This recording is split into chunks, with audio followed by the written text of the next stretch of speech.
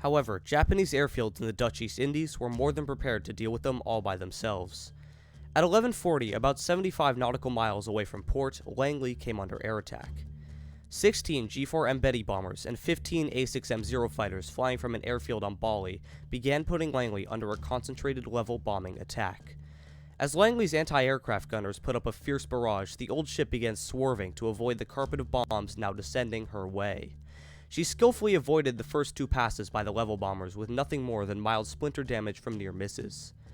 The Japanese, realizing that their attack pattern wasn't working, changed their tactics on the third pass. The Betty bombers again flew over their target, dropping their bombs in such a way that they bracketed every direction Langley could turn.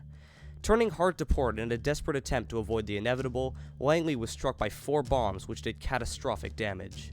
With burning P-40s ignited on deck and a 10-foot hole ripped open in her starboard hull, the Japanese left the scene, leaving the stricken ship with her rudder jammed and listing 10 degrees to port.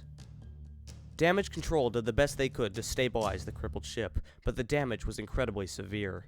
Burning aircraft were cast off of the flight deck, leaving behind black scorch marks where they once stood. With her cargo dumped overboard and her engine room knocked out of action, Langley lay useless and dead in the water.